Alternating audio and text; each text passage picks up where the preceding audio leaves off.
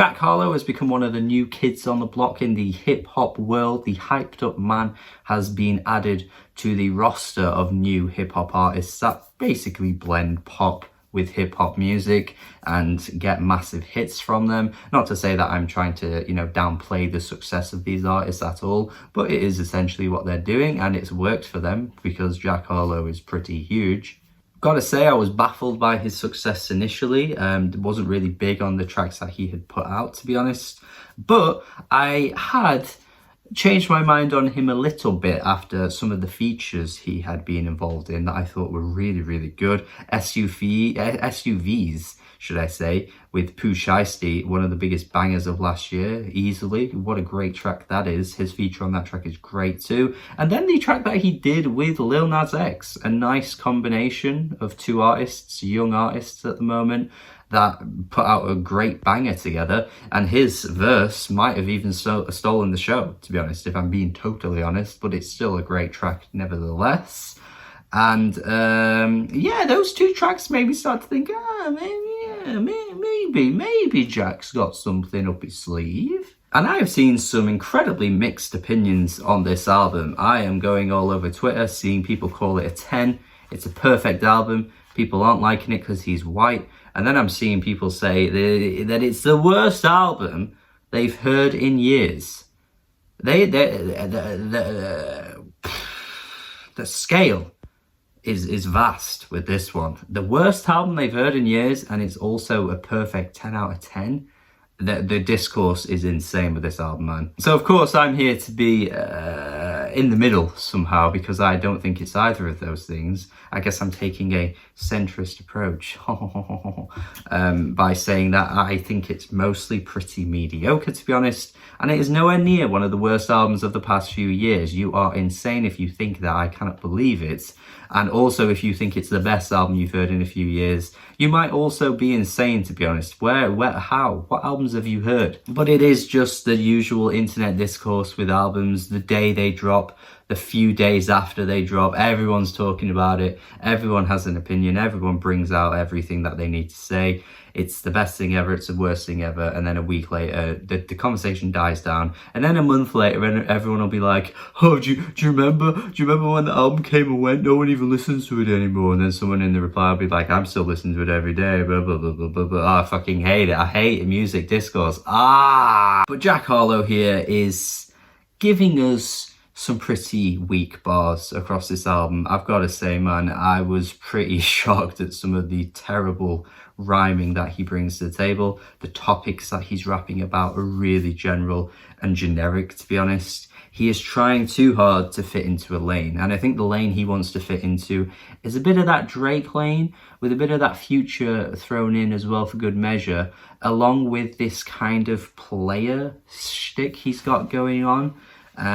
He really views himself pretty highly. He's very sure of himself on this album, about all the girls he gets and all the things he knows about girls. It becomes very cringe to listen to. I'ma Do Anything to Make You Smile is probably one of the worst examples of this. He's gonna fuck the earrings off of you, and also she's down and she gives head. That line that he throws out is pretty cringe as well. The bloody Ed Sheeran line as well. He's gonna sing Ed Sheeran.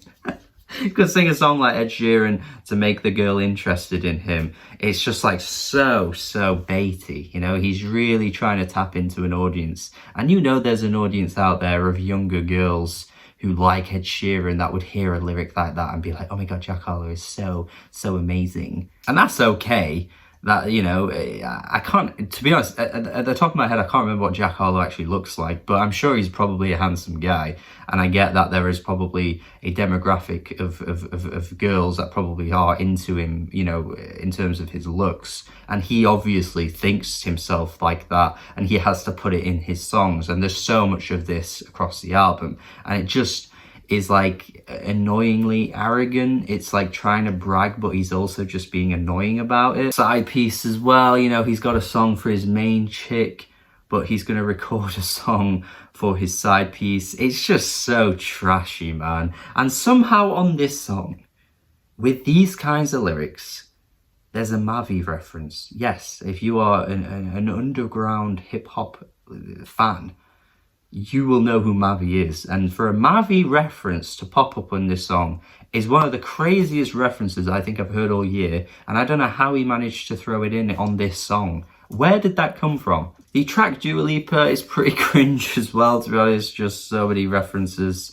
to, obviously, Dua Lipa. A song like this existing is always so weird. Like when someone is really popular and there's a song being made about them, I always find weird, because there's a good chance in 5, 6, 7, 8 years, if that artist isn't that popular anymore, this particular song could age quite badly. I think Dua Lipa will be fine, but you've seen tracks like this before where it's very specific and it's just a bit like, ugh. First Class doesn't particularly make good use of the glamorous sample that it's interpolating, just because it slows it right down, and the chorus itself and like the sample itself just doesn't really feel very catchy. If you remember the original track, you know, it is a pretty catchy track. And I just think taking that away from it just with some really mediocre Jack Harlow bars doesn't really do the original song any justice.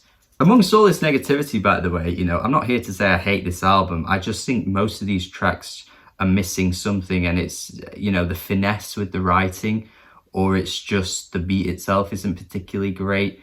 I actually think Young Harleezy, one of the earlier tracks on the album, is actually pretty good, to be fair. I think the kind of early Pharrell inspiration coming through here on the beat reminds me of some Clips, like a good Clips beat. I know it's a pretty high praise to throw at Jack Harlow, and there is that weird vegan line that he has in there that just isn't funny at all. But apart from that, I think the track itself works pretty well. I think I Got a Shot is a good track as well. There's less what the fuck lyrics coming through on this one, because there's plenty more to talk about in this review, by the way.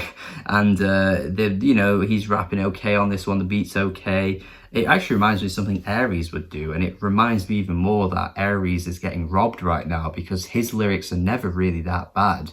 And yet you've got someone like Jack Harlow dropping some of the worst lyrics I think I might have heard all year, and he's massive. And you're just thinking Aries could be taking this spot. He could be in this lane, taking the spotlight, and he's just getting snubbed. He's getting snubbed because we can't excuse the beat or the lyrics on Movie Star. My God, Pharrell, what are you doing here? Particularly with his hook. It's so ugly, the whole song. And then the lines that Jack drops with bloody, we don't need condoms, let's make a genre. What the hell are you talking about? You know I like to dictate things, Kim Jong. That is actually so bad it's funny. And then the subsequent line coming right after that, the Diddy Kong reference, is just like the icing, the cherry on top of the icing cake, man. Whatever the saying is, I messed that up, but you know what I mean. That whole little section, there's so much to unpack with the lyrics there. How he goes from Kim Jong to Diddy Kong. But again, there are some positives throughout the album. I think Parent Trap is pretty okay too. JT, Justin Timberlake, fits the style of this track really nicely, to be fair. I think the combination here works okay. And I wouldn't mind Nail Tech. I'd probably call it a good track if it didn't remind me so much of Industry Baby. I'm kind of wondering if the success of that made him bring out this really like horn, expansive, over-the-top beat because of how well that track did. This track just feels like a paling in comparison to that one. Churchill Downs though, like this is what I mean. For every positive, there's a negative. And you've got Churchill Downs with the Drake feature. The whole thing is just so boring. The way Jack says that I'm hip hop, do you fully understand? Just has the same kind of energy to what MGK said when he was like, I am weed. You know, I'm hip hop, I am weed. Those two things live in the same world. But Drake himself, oh my God, the effort he puts into this track is just like below zero. And it's weird because the most recent time I spoke about Drake on this channel was pretty positive. I thought he did some good things on that Future album with his features, and yet it's just the polar opposite of where he just sounds like he's half-arsing every line and he sounds bored, and he makes us sound bored.